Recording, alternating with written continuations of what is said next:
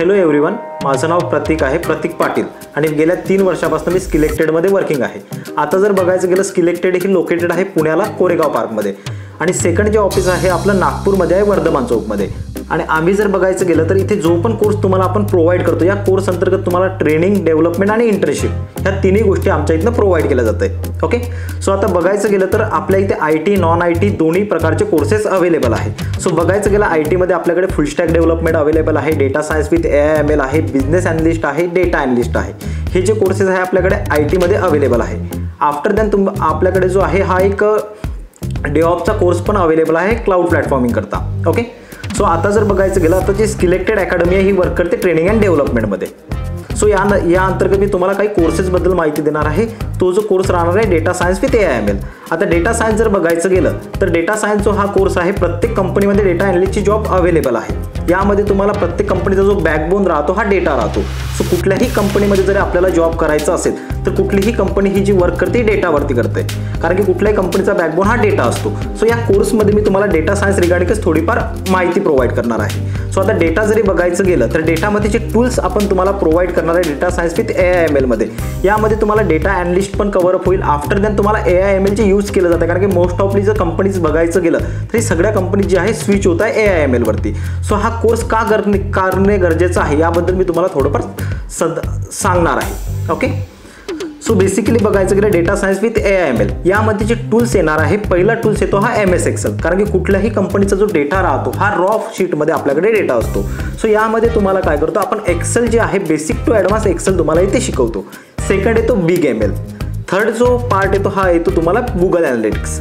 Fourth जो येतो हा तुम्हाला अपाचे स्पार्क शिकवलं जातं आहे. नंतर तुम्हाला मेटलॅब शिकवलं जातं आहे. आफ्टर दॅन डेटा व्हिज्युअलायझेशन करण्यासाठी तुम्हाला मायक्रोसॉफ्ट पॉवर BI आणि टॅब्ल्यू हे दोन्ही टूल आपण तुम्हाला शिकवतो, कारण की मोस्ट ऑफली कंपनीमध्ये काही कंपनीजमध्ये तुम्हाला पॉवर BI यूज केलेलं दिसून येते, काही कंपनीजमध्ये तुम्हाला टॅब्ल्यू यूज केलेलं दिसून येते. सो आपण तुम्हाला दोन्ही टूल इथे शिकवतो. ॲज अ पॉवर BI पण तुम्हाला इथे शिकवतो, त्यानंतर तुम्हाला टॅब्ल्यू पण इथे शिकवलं जाते. दोन्ही टूलचं एकच वर्क राहते, डेटा व्हिज्युअलाइज करायचं. ओके, त्यानंतर कोडिंग प्रोग्रामिंगसाठी तुम्हाला पायथन इथे बेसिक टू ॲडव्हान्स आपल्या इथे शिकवलं जातं आहे. त्यानंतर मशीन लर्निंग करता तुम्हाला R प्रोग्रामिंग शिकवली जाते.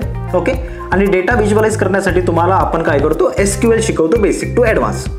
सो यामध्ये बघायचं झालं तर तुम्हाला आपण काय काय शिकवणार आहे हे पण तुम्हाला मी थोडंफार सांगतोय. आता बेसिकली बघायचं गेलं कुठल्याही कंपनीमध्ये जर डेटा सायंटिस्ट किंवा डेटा अनालिस्ट आपल्याला वर्क करायचं असेल तर त्यामध्ये आपल्याला मॅथमॅटिक्स लागतोय. सो मॅथमॅटिक्समध्ये तुम्हाला आपण शिकवतो लिनियर अल्जेब्रा आणि प्रोबॅबिलिटी स्टॅटिस्टिक. आता प्रोबॅबिलिटी म्हणजे काय हे तुम्हाला मी थोडंफार सांगतो. आता कुठल्याही कंपनीमध्ये जर आपण वर्क करत असेल तर कंपनी वर्क करते डेटावरती. सो तुम्हाला कुठल्याही कंपनीमध्ये जर डेटा सायंटिस्ट जर आपण वर्क करत असेल तर कंपनी काय करेल, तुम्हाला मागच्या 2 वर्षाचा डेटा देईल. फॉर एक्झाम्पल तुम्हाला 2020 ते 2022चा कंपनीने डेटा दिला. त्या डेटावरती वर्क करून आपल्याला काय करायचं, प्रोबॅबिलिटी बघायची की कंपनी समोर ग्रो करणार की लॉसमध्ये जाणार. हे येते तुम्हाला मॅथमॅटिक्स स्टॅटिस्टिकमध्ये, ज्यामध्ये तुम्हाला आपण काय करतो ॲज अ प्रोबॅबिलिटी कशा प्रकारे काढायची, जसं मागच्या 2 वर्षाच्या डेटावरून आपण फ्युचर प्रिडिक्शन कशा प्रकारे करू शकतो हे येते तुम्हाला मॅथमॅटिक्स स्टॅटिस्टिकमध्ये, प्रोबॅबिलिटी स्टॅटिस्टिकमध्ये. ओके, सेकंड थिंग जर बघायचं गेलं प्रोग्रामिंगमध्ये, यामध्ये तुम्हाला बेसिक टू ॲडव्हान्स पायथन शिकवली जाईल कोडिंग प्रोग्रामिंगसाठी, कारण की कुठल्याही मशीनला जर आपल्याला डेटा प्रोव्हाइड करायचा असेल तर मशीन कुठलीही आपली मराठी लँग्वेज किंवा हिंदी लँग्वेज समजणार नाही, तर त्याला काय करावं लागेल, आपल्याला प्रोग्रामिंग लँग्वेजने डेटा प्रोव्हाइड करावा लागेल. सो प्रोग्रामिंग लँग्वेज करता काय करतो, तुम्हाला आपण पायथन बेसिक टू ॲडव्हान्स शिकवतो, कारण की कुठल्याही मशीनला जर डेटा द्यायचा असेल हा कोडिंगनीच आपण डेटा देऊ शकतो. त्यासाठी तुम्हाला बेसिक टू ॲडव्हान्स पायथन इथे शिकवलं जाईल. सेकंड थिंग तुम्हाला डेटा हँडलिंगसाठी आपण SQL शिकवतो, स्ट्रक्चर क्वेरी लँग्वेज, ज्यामध्ये तुम्हाला एक्सेल शीटमधला डेटा आपण कशा प्रकारे SQL मध्ये ॲड करू शकतो हे तुम्हाला शिकवलं जाईल.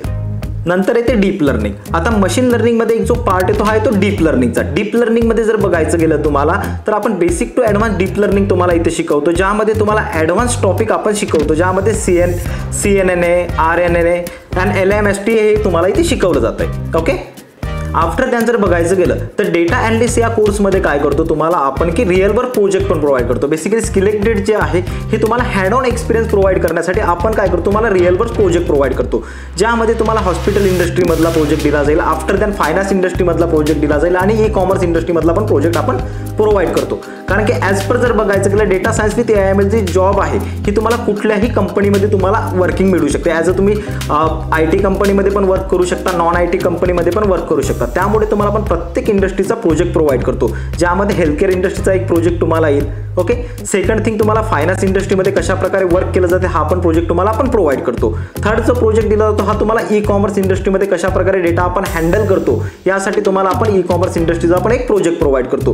हे सगळे प्रोजेक्ट तुम्हाला कशासाठी प्रोव्हाइड केले जाते, कारण की तुम्हाला कॉलेजमध्ये फक्त थेरॉटिकल शिकवलं जात आहे आणि पूर्ण आपण जे आहे एज्युकेशन इथे प्रोव्हाइड करतो प्रॅक्टिकल ओरिएंटेड तुम्हाला एज्युकेशन प्रोव्हाइड करतो, जेणेकरून तुम्हाला सगळ्या गोष्टीचं नॉलेज जे आहे प्रॅक्टिकली यायला पाहिजे. कारण की कुठल्याही कंपनीमध्ये जर आपण वर्क करायचं गेलं तर थेरॉटिकल वर्क आपल्याला राहत नाही, पूर्ण प्रॅक्टिकल ओरिएंटेड आपल्याला वर्क करायचं असते. त्यामुळे सिलेक्टेड काय करते, तुम्हाला 6+ प्रोजेक्ट आपण तुम्हाला इन हाऊसमध्ये प्रोव्हाइड करतो. आफ्टर दॅन ज्या कंपनीमध्ये तुम्हाला इंटर्नशिप वगैरे आपण प्रोव्हाइड करणार आहे ती कंपनी पण तुम्हाला प्रोजेक्ट प्रोव्हाइड करते. सो इथे जो पण कोर्स आपण इथे करत आहे या कोर्स अंतर्गत तुम्हाला प्रोजेक्ट आपण प्रोव्हाइड करतो, जेणेकरून तुम्हाला हँड ऑन एक्सपिरियन्स यायला पाहिजे.